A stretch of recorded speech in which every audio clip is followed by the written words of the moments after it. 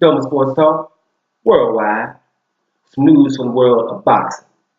So y'all know what time it is. You ain't in a rush to get concussed.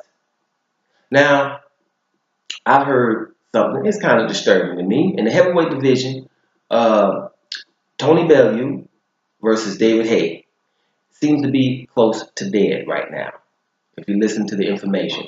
Now, Tony Bellew is cruiserweight champion, but he came up and he beat David Haye a few months back, right? David Haye was, extremely injured. He ruptured an Achilles, for crying out loud. So after round 6 to 11, when the stoppage occurred, Haye had one foot, right? But even Bellew had an injury.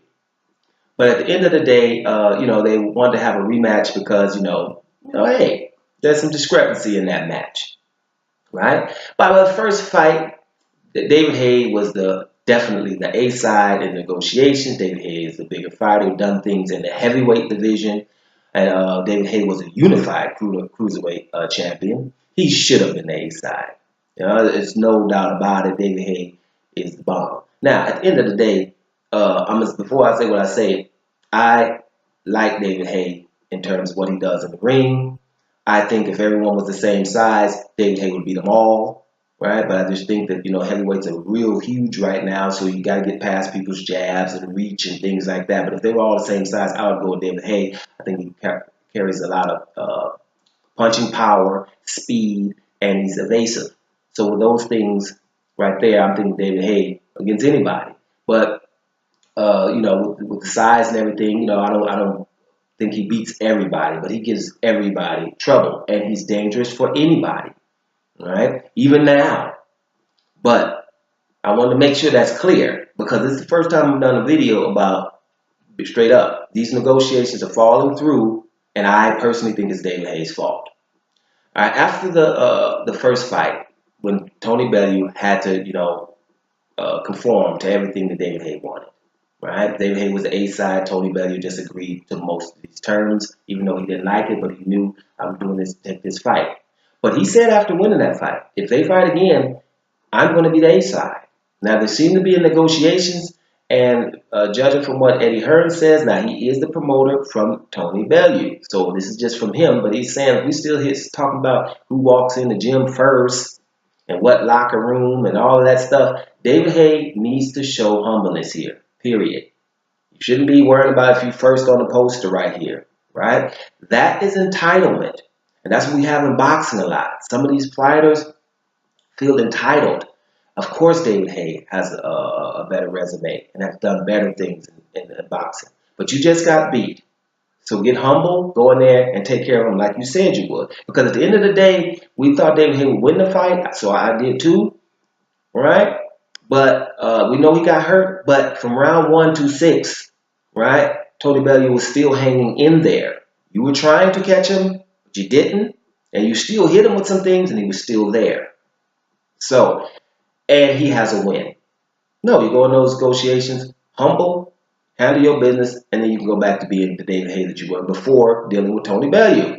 If the negotiations are falling through because they're still talking about who's the A side, then it's David Haye's fault. Period. As much as I like him. Much I think he's good for the sport, good for the heavyweight division, one of the best. But no, entitlement, no. And entitlement, you want me to start talking about it? Entitlement, not just David Haye here. I'm looking at Lomachenko.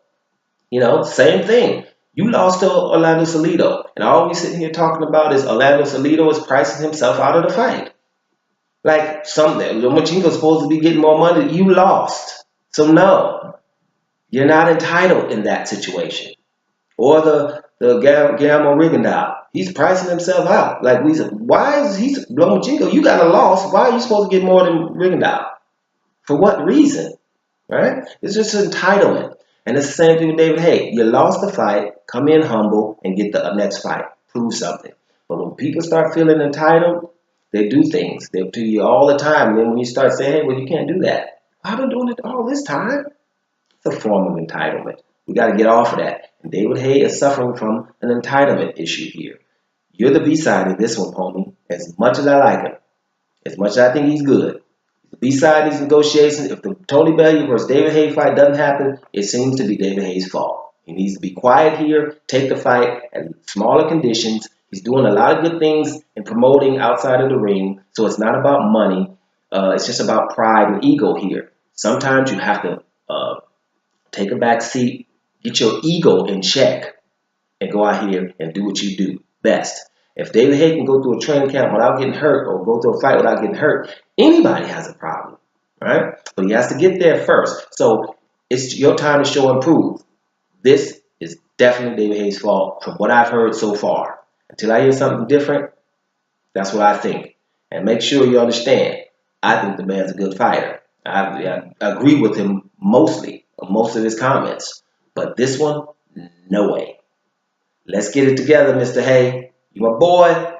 Go in there and handle your business and get this fight going, right? Take a back seat to this one, right? You got to be Robin in these negotiations, not Batman.